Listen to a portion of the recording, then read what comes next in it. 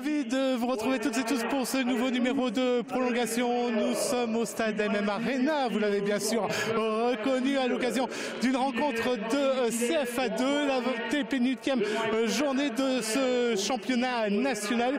Une rencontre qui va opposer dans le groupe B l'équipe du Mans FC, 5e actuellement, à l'équipe de Bressuire qui est juste derrière elle avec un point de retard. Vous le savez, pour les Manceaux, toujours la possibilité de monter en CFA, mais il ne faut plus perdre tout simplement et espérer que leurs concurrents directs, eux, fassent des faux pas. Dans la deuxième partie de l'émission, nous irons du côté de Sillé-le-Guillaume. Nous parlerons en effet très longuement de voile. Et puis dans la dernière partie, eh bien, le comité départemental de tennis sera à l'honneur à l'occasion d'un mois de mai gigantesque en matière de manifestations que le comité organise. On vous en dira plus donc en fin d'émission, sans oublier évidemment notre agenda. Tout de suite, on s'intéresse au foot avec cette rencontre entre le Mans FC et Bressuire. Le résumé. La première action de la partie est Mancel avec ce coup franc à la 3e minute de jeu. Trop long malheureusement. Autre occasion chaude en faveur des Manceaux à la 10e minute. Malheureusement, le centre d'Emmanuel Thibault ne trouve pas preneur. Les Manceaux conservent néanmoins le ballon, mais une nouvelle fois, personne ne parvient à intercepter le cuir pour effectuer le geste final. 13e minute de jeu, les Manceaux vont enfin concrétiser leur domination grâce à ce but de Benjamin Riclin, 1-0 pour le Mans FC.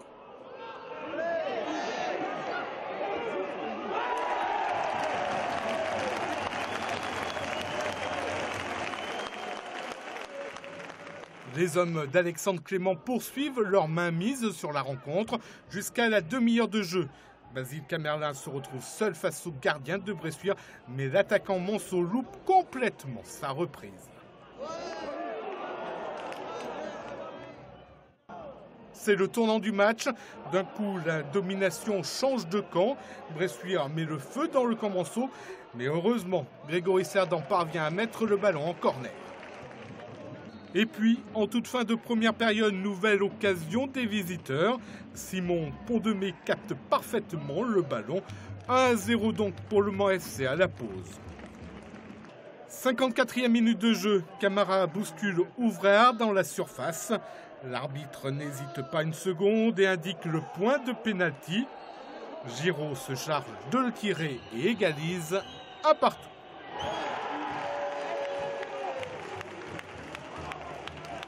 Les Manceaux tentent de réagir au plus vite, comme sur cette action à la 58e minute de jeu. Mais Aurélien Tertereau s'embrouille les pinceaux. Les joueurs des Deux-Sèvres sont à deux doigts de prendre l'avantage à la marque à la 63e minute sur ce coup franc. Mais heureusement, le ballon file juste à côté des cages. Dans la minute qui suit, corner en faveur des Manceaux. Encore une fois, le dernier geste fait défaut pour concrétiser. Les Manceaux protestent pour une main d'un des joueurs des Deux-Sèvres et le ralenti leur donne raison. L'arbitre, lui, n'a rien sifflé.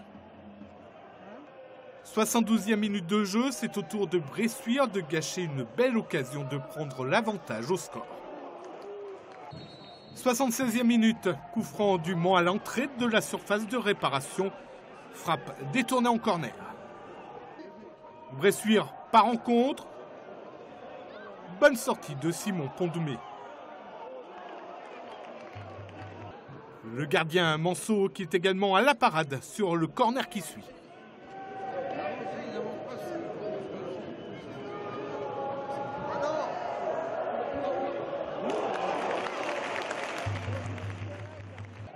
Les minutes s'égrènent, toujours ce score de parité. Mais alors qu'on joue le temps additionnel, Bressuire crucifie les Manceaux avec ce but de Vergniaud qui donne la victoire finale à son équipe. Le Mans FC s'incline, dit adieu à ses espoirs de montée et surtout doit désormais lutter pour son maintien, conséquence d'un championnat aussi serré. Il y avait un problème mental, pourtant on était tous motivés comme des dingues. Et là, tout s'effondre, je vous dis, je sais pas quoi dire. je sais pas quoi dire, franchement. Je suis trop désolé, je suis déçu, je suis dégoûté pour le club du Mans, pour le staff, pour tout le monde, pour nous, pour moi. Voilà, après, c'est des fêtes, on va falloir s'en servir, mais bon, c'est compliqué, quoi, parce que c'est un synonyme de non-montée, donc c'est compliqué, quoi. Là maintenant, je pense que le maintien c'est mort. Après, on va aller jusqu'au bout, il reste encore 2 matchs, on va se battre encore pour essayer de sauver l'honneur et après on verra. Mais beaucoup d'envie et on n'est pas récompensé, ça va faire 2 mois là qu'on perd des matchs sur des détails. Je pense que c'est un penalty discutable mais qui est sifflable quand même. Après on a poussé, on cherchait pas à jouer le match nul, donc on a essayé d'attaquer. Après il y a des choses qui arrivent, ils ont eu de la chance, ils ont fait un micro hold-up. Mais bon, maintenant c'est comme ça, le match est terminé. Donc, en même temps, dès la 30e minute, on a senti qu'il y avait moins de force du côté Manceau. Des problèmes physiques peut-être? Non, aucun problème physique. Après, on a changé de schéma tactique. Donc on a marqué tôt dans le match, qui était bien. Après, c'est vrai qu'au bout de 20-25 minutes, comme vous dites, le niveau était moins élevé. On a reculé. La mi-temps nous a fait du bien parce qu'après on a pu repartir et je pense qu'on n'a pas fait l'entame qu'on aurait dû. Après, il y a eu des faits de jeu. Penalty, ça fait le 2e. On fait aussi des erreurs bêtes. Manque un peu d'expérience. Mais bon, il y a un bon groupe et c'est vraiment dommage parce que c'est un résultat qu'on ne voulait pas et au final c'est très décevant. Voyons à présent les autres résultats de cette 24e journée dans le groupe B. La Roche-sur-Yon et Châteauroux ont fait match nul, 2 buts partout.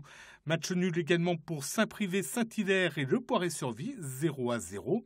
Thouars a facilement battu Châtellerault 4-1. Avoine-Chinon est allé l'emporter à Choré 1-0. Défaite d'Angers à Vertou 3-2 et victoire de Cholet à Tours 2-1. Au classement, Cholet conserve la tête avec 4 points d'avance sur Saint-Privé-Saint-Hilaire et 6 sur La Roche-sur-Yon. Les Manceaux se retrouvent 7e avec 9 points de retard. Mais attention, ils n'ont plus que 3 points d'avance sur le premier relégable, Le Poiré-sur-Vie. Dans 15 jours, le Mans SC recevra Châtellerault. On se retrouve avec Jean-Pierre Pasquier, le président du Mans FC. Jean-Pierre, grosse déception, grosse désillusion là ce soir. Ouais, c'est tout ce qu'on voulait pas voir. On joue un quart d'heure et puis après un quart d'heure on voit plus rien, on voit plus un bloc équipe, on voit une équipe sans âme. Sans enthousiasme, et puis le dernier quart d'heure on le sentait, le 2e but pour eux, et puis on l'a pris, et puis alors on peut toujours expliquer les pénaltys, etc., mais ça c'est un fait de jeu encore une fois. Moi c'est la manière, et la manière elle n'y était pas ce soir, donc c'est beaucoup de colère, et puis maintenant on se dit il faut préparer la saison prochaine parce que les dés sont jetés, donc beaucoup de travail pour finir comme ça, c'est embêtant. Ouais, et puis attention parce que derrière, là, il y a le maintien, mais il n'y a que 3 points d'avance sur le premier relégable malheureusement. Ah oui, on est dans la même situation qu'avec Sablé, on le savait qu'on pouvait être en haut mais on pouvait être aussi en bas. Maintenant, charge aux joueurs de se remettre en cause totalement, il reste 2 matchs, c'est pas pour remonter, maintenant c'est pour pas descendre. Donc là je crois que c'est effectivement un enjeu qui va être colossal par rapport à l'esprit des joueurs. Beaucoup d'actions, les Manceaux sont dans la surface de réparation adverse. Il y a la possibilité d'aller marquer ce but et à chaque fois, on plante sur le ballon. Ouais, il n'y a pas que ça. Quand vous voyez qu'on est la plupart du temps avec 7 joueurs derrière, c'est un bloc qui sont à 40 mètres, c'est pas concevable. On peut pas jouer comme ça. Donc c'est vraiment une remise en cause totale de tout le monde.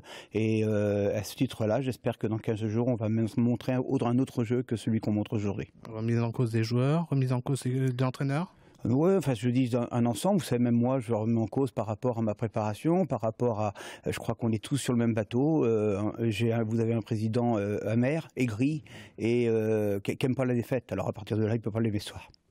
Beaucoup de supporters malheureusement également mécontents ce soir. Oui, tout à fait. Est-ce que c'est dans la tête, franchement? Oh non, je crois pas que ce soit uniquement dans la tête, mais vous avez sûrement raison. Il y a aussi le physique. Quand on voit que dans le dernier quart d'heure, l'équipe adverse nous a mangé, c'est pas normal. Donc ça veut dire qu'il y a vraiment une mise en cause totale. Donc je crois qu'on va se mettre autour d'une table cette semaine, tranquillement, les uns et les autres, pour essayer de comprendre d'où vient le problème et puis l'analyser et puis repartir de plus belle. On a perdu une bataille, c'est pas une guerre, mais bon, c'est vrai que vous avez raison. Il reste 2 matchs, mais on n'est pas loin de l'équipe qui peut descendre derrière. Merci en tout cas Jean-Pierre d'avoir répondu à nos questions. C'est pas facile dans des moments difficiles comme cela. Allez, on va s'intéresser au groupe A, toujours en CFA2, le groupe de Sablé tout de suite. Une nouvelle défaite de Sablé samedi au Théarène. Les Saboliens réduits à 10 dès la 10e minute de jeu se sont inclinés 1-0. Dans cette même poule, Guingamp est allé l'emporter à Saint-Lô 5-3. Victoire de Brest à Locminé 2-1. Défaite de Laval face à Granville 4-1. Châteaubriand et Saint-Brieuc ont fait match nul 0-0. Dinan-Léon a battu la réserve du Stade Rennais 1-0. Et Lannion est allé s'imposer sur la pelouse d'Hérouville 2-0. Au classement, Châteaubriand conserve la tête avec 2 points d'avance sur Granville et Guingamp. Les Saboliens rétrogradent à la 8e place et ne comptent plus qu'un petit point d'avance sur la zone rouge des relégables. Dans 15 jours, les hommes d'Olivier Pignolet recevront le leader Châteaubriand. 2 journées de basket sont au programme cette semaine. La 31e journée du championnat de France de Pro A débutera ce lundi soir avec Villeurbanne qui accueille Nanterre. Ce mardi, le MSB se déplace à Limoges. Bourg-en-Bresse accueille Cholet. Chalon-sur-Saône reçoit Rouen. Dijon affronte Paul-la-Cortez. Gravelines est opposé à Boulogne. Le Havre se rend à Nancy. Paris-Levallois reçoit Châlons-Reims. La rencontre Strasbourg-Orléans aura lieu mercredi. La 32e journée, elle débutera vendredi soir avec Le Havre qui recevra Villeurbanne. Samedi, Boulogne accueillera Cholet, Bourg-en-Bresse sera opposé à Limoges, Paris-Levallois se rendra à Chalon-sur-Saône, Châlons-Reims affrontera Paul-la-Cortez, Nanterre recevra Gravelines, Orléans sera opposé à Dijon, Strasbourg se rendra à Rouen. Et dimanche à 19h, le MSB affrontera Nancy. Petit rappel au classement avant ces 2 journées cruciales dans la course au play-off. Strasbourg caracole en tête avec 3 victoires d'avance sur Nanterre et 6 sur Limoges. Nancy et Le Havre comptent 18 victoires, Villeurbanne 17, Gravelines et Le Mans 16. On retrouve ensuite Dijon, Paris-Levallois et Châlons-Reims avec 15 victoires, Chalon-sur-Saône 14 victoires. Voilà pour les équipes qui peuvent encore prétendre intégrer le top 8, synonyme de play-off. On se retrouve avec Alexandre Clément, l'entraîneur de cette équipe du Mans FC. Alexandre, c'est difficile quelques minutes seulement après cette défaite d'analyser, mais comment est-ce qu'on l'explique ? Tout de suite, on ne se l'explique pas, puisqu'on a joué que 20 minutes sur 90, donc c'est trop peu. On a pourtant eu la chance de bien démarrer la rencontre, qui avait été récompensée par ce premier but. Et paradoxalement, ça nous a fait déjouer contre cette équipe de Bressuire qu'on savait de qualité. Et voilà, il n'a pas fallu plus pour nous mettre grandement en difficulté sur toute la deuxième mi-temps. Est-ce qu'il y a des problèmes physiques ? Parce qu'on a senti à plusieurs reprises des joueurs arrêter leur course en plein milieu. Non, voilà, moi aujourd'hui, c'est ce que j'ai dit à vos collègues juste à l'instant, j'ai honte parce que c'est trop peu, c'est indigne de l'ambition de ce club, et 20 minutes sur 90 dans un tel stade devant notre public, c'est indigne, voilà, j'ai pas d'autres mots. Voilà. C'est mental, peut-être ? C'est comme ça. Merci en tout cas d'avoir répondu à nos questions. Nous, on va marquer une courte pause. On va revenir dans un instant avec notamment de la voile direction.